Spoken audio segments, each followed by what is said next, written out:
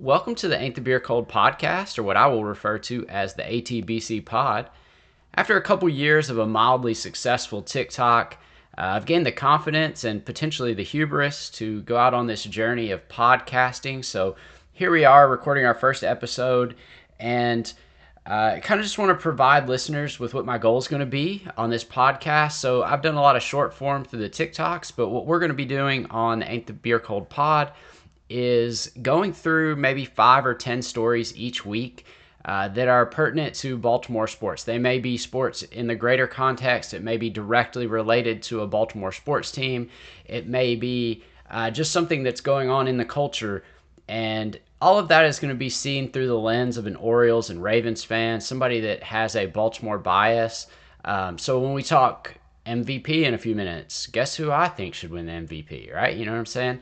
When we talk about free agency, guess who's not happy about Corbin Burnes signing with Arizona? This guy. So we're going to talk about all those major stories, but from a Baltimore bias, and that's how we'll do things.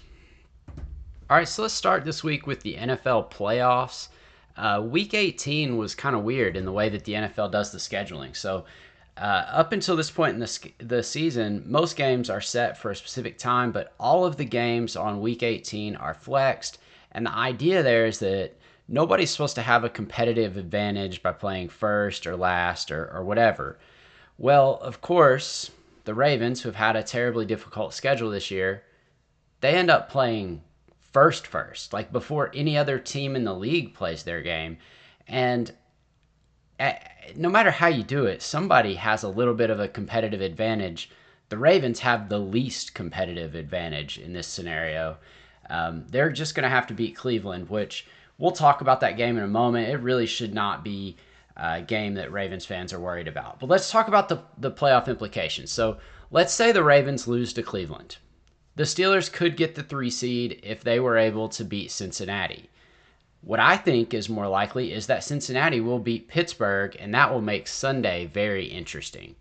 Because if Cincinnati beats Pittsburgh, that means that if the Chargers were able to beat the Raiders, the Chargers will actually move into the 5 seed, which puts them in a matchup with the Texans, and that means we'll be seeing Steelers-Ravens round 3, which is honestly something I'm not hoping for. I don't like the idea of getting into a messy AFC North rivalry game in the first round of the playoffs where anything could happen. Are the Ravens better than the Steelers in my opinion? Yes, definitely. I think the Ravens are much better than the Steelers. But we've already seen the Steelers were able to win ugly once against the Ravens. They beat them by kicking 6 field goals, and there were 12 penalties, and there were all the issues that the Ravens had, the fumbles, and so many problems during that game for the Ravens. I just don't want that mess in the first round of the playoffs. Give us a vanilla opponent. Give us the Chargers. We'll beat the Chargers, no problem. And then the final thing in Week 18 that we need to look at is who's getting the 7 seed in the AFC, and that's between the Broncos and the Dolphins and the Bengals.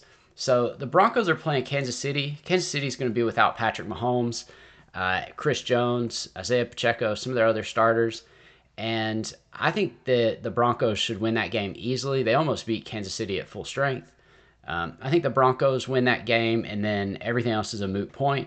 But were they to lose, so let's say the Broncos lose, the Dolphins could get in with a win over the Jets.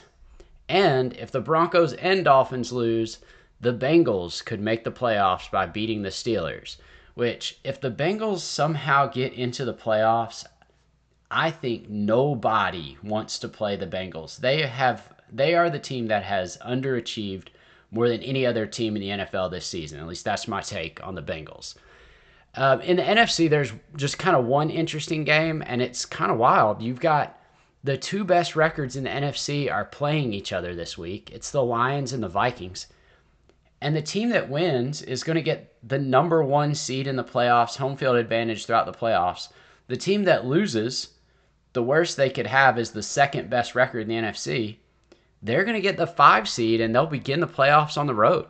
They're going to be playing against whoever wins the AFC South. So, I guess that's kind of a advantage for the Vikings or Lions, whoever loses that game. But they're going to be playing those games on the road. So Should be interesting. I hate to keep doubting the Vikings. They just keep proving everyone wrong, and they really put together a solid season. But anyway, my take on Week 18: Ravens take care of business. Ravens get the 3 seed. I do see Pittsburgh probably losing, and a round 1 matchup. Pittsburgh coming to Baltimore to play a third game this year, which I am a little bit nervous about. Let's go ahead and jump into that Ravens Browns matchup. Unlike TikTok, I'm not gonna be able to just stop and delete that. Might have to try to edit it. All right, look, the Browns, they have so many injuries. They're gonna be missing Jerome Ford. Myles Garrett is not practicing, although it looks like he had a limited practice on Thursday, so he may play. Jordan Hicks is not practicing. David Njoku is out. Denzel Ward is out. Jameis Winston is limited in practice, but he's also been demoted. They've named Bailey Zappi the starter. And with all of that going on, and the Ravens are relatively healthy, the only issues they've had are Aguilar and Justice Hill still have the concussion issues. So hopefully they make it through to where they're playing in the first round of the playoffs. We don't really need them this week. I also have read some reports of like an illness that's broken out among the Ravens. So you've got some players that missed some practice, just a sickness, maybe the flu or a cold or whatever. But no major injuries going on for the Ravens. They look like they're going to be at their healthiest going into the playoffs. And I think they're really set up to win. I'm not at all worried about the Browns game. Bailey Zappi just doesn't have the juice to get it done. Ravens clean that game up very easily. All right, let's look at topic number 3 for today, which is Pro Bowlers. The Ravens have led the league this year in Pro Bowl selections. There were 5 guys on offense that were selected. First of all, Lamar Jackson, obviously the MVP, the MV3. He's the best quarterback in football. He should be starting for whatever side of the Pro Bowl. Zay Flowers made the team. This was a big move. If you're a Ravens fan, you should know this, but the Ravens have never had a wide receiver in the Pro Bowl before. I can remember all the way back to like 97, 98 when Derek Alexander got snubbed. I think he had 1,000 yards, 8 touchdowns, something like that. But yeah, think about all the years, maybe an Anquan Bolden, a Torrey Smith, a Derek Mason, one of those guys. No receiver has ever made the Pro Bowl for the Ravens. So big accomplishment for Zay Flowers. Pat Ricard going to his 5th Pro Bowl. We're big Patrick Ricard fans here at ATBC because we won that bet. We had a little viral video about Patrick Ricard this year. So love Patrick Ricard as a player. It's great that they make space for guys like Patrick Ricard because you think about what's going on in the league with the lack of fullbacks and stuff, and it's cool that they have a space for him. On top of those guys, you've got Tyler Linderbaum. That's his first Pro Bowl, I believe. Stud center, and then Derrick Henry, of course. And then on the defensive side of the ball, we got Kyle Hamilton, Marlowe, Roquan, and Nnamdi Madubuike. Those are all just the usual type names for the Ravens. Marlowe has really, I would say his season stands out more than the rest because he's had, some injuries off and on throughout his career and stuff. And at times he's looked like one of the best defensive backs in the game. And at times he's had a little bit of really just injuries that have kind of held him back. So I love that he's been able to put together an entire season and show that he legitimately is one of the top cornerbacks in the NFL and has been for the past 7 or 8 seasons. And I've made a post about this on TikTok. I really think that he should have been or should be in the conversation for Defensive Player of the Year. You look at his numbers compared to like Pat Surtain, and they're very similar. He's actually got a little better numbers than Patrick Surtain. So it's not all about stats. I realize that, Marlowe's not necessarily shadowing the best receiver like Patrick Surtain might be. He's not necessarily just taking away one guy. He's playing his role, and he's set up to succeed a little easier probably than somebody like Patrick Surtain that has to focus on the number 1 wide receiver all the time. So anyway, I like the year that Marlowe's had. I think he's an all-pro, and honestly, he should be in that conversation. If you look right now on DraftKings, he's not even listed among the odds for Defensive Player of the Year. And this TikTok account, excuse me, has always been about the Orioles. Like the Orioles are the first love. That's where we started. So we don't want to leave out the Orioles content. You've seen on TikTok, I really don't enjoy all the prognosticating and guessing and saying, oh, I think this guy's going here and this guy's going there and he's going to get this much money and that much money and all that, because especially if you're an Orioles fan, that just has been heartbreak after heartbreak after heartbreak, right? Like the only the only season I can remember us making good free agent moves that I actually got excited about was 2004 when I was in college and the Orioles signed Tejada and Javi Lopez, and then Javi Lopez was trash when he signed with the Orioles, but Tejada had a couple of good years with the Orioles still. But maybe add on to that the Nelson Cruz signing. I can remember where I was at. I was in Louisville, Kentucky in a bourbon shop, and I looked and I was like, oh, Nelson Cruz coming to the Orioles. That's awesome. And that happened kind of later into the offseason. I think that seems to be the Orioles' MO. They're not going to go out there and get the highest priced players at the beginning of free agency. It just doesn't work that way. We did hope to see something a little different under this new ownership and hope that Mike Elias would really step out this year to sign somebody. But so far, we just really haven't seen anything. The Tyler O'Neill signing is, I don't know. Like I'm if you look at just the numbers, like if you're doing the Billy Bean thing, like the money ball, and you sit there and you look at it and say, if you just take their names off of the paper and it's just side by side statistics, he looks a lot like Anthony Santander. Like the statistics are very similar. The only difference is he only hits from the right side of the plate, and he does have a little more speed. So Tyler O'Neill, welcome to Baltimore. You get a shot. We hope that you succeed. But the big free agency news for the Orioles, obviously, is that they did not sign Corbin Burnes. Corbin Burnes signed a 6-year, $210 million contract with the Arizona Diamondbacks. And I have previously said that I wanted to hear from the Orioles front office. I want to know, like, did they truly make a competitive offer to Corbin Burnes? I think Orioles fans kind of deserve this. We've put up with a lot as far as, oh, we're in on this guy, we're competitive on this guy, and then we never seem to be the team that actually lands any of those guys. So we've put up with a lot. I think we're owed a little bit of an explanation here. And from what I've read, and this is very frustrating, this is coming from Danielle Allentuck of the Baltimore Banner. I'm going to quote her article. It says that the Orioles offer, quote, did not reach the level of the deal he ultimately agreed to. So while I'm hearing all of this about, well, you can't beat family, if his family's in Arizona, he's going to play in Arizona. He had that determined. That was what do you mean it was predetermined? Like the Orioles didn't even offer the same amount of money. They didn't even make him make a decision. They didn't even say, like, here's $1 extra. Here's $2 extra. If we give you 6 years, $212 million, would you come play in Maryland? $215 million. Like, what would it cost for us to get you? No, they didn't even match what the Diamondbacks offered.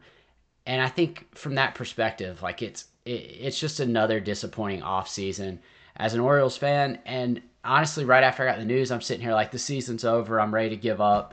And it's not that doom and gloom. The Orioles front office has always been creative. It was creative under Duquette. It's creative under Elias. I think there's still options out there. All right, so let's talk about those options. The option that has gained a lot of steam right now is going out to sign Jack Flaherty.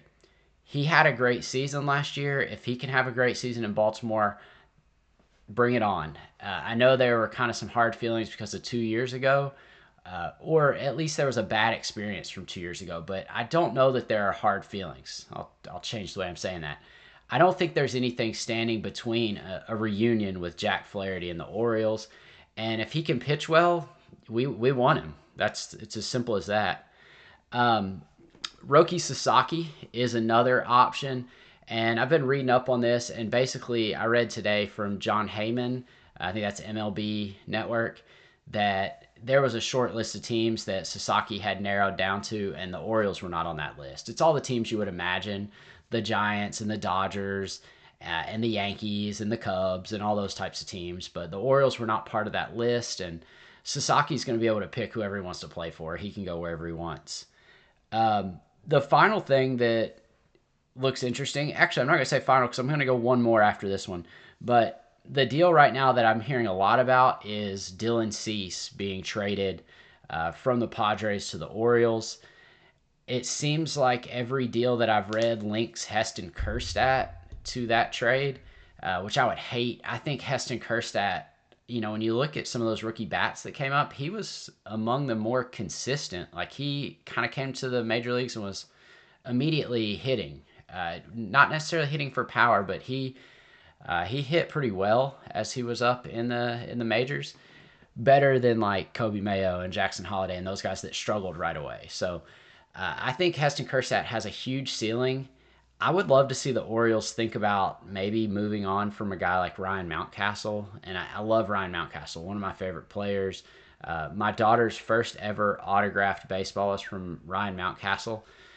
So that was, he's just a really good player for the fans, for the city.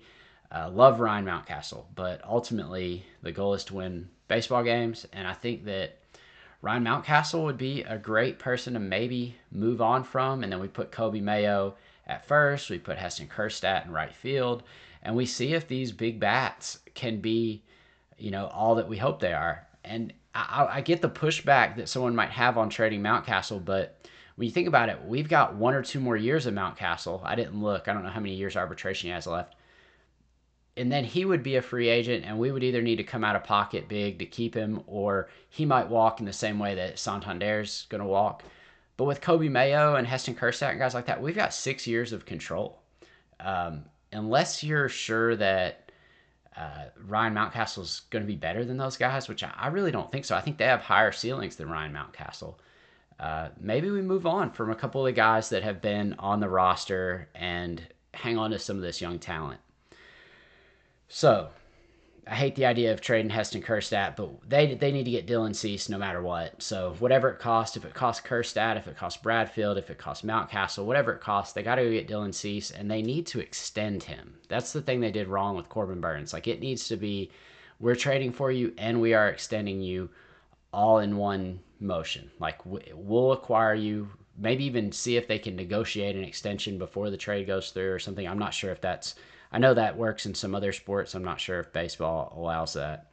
And then kind of the most random thing, Max Scherzer.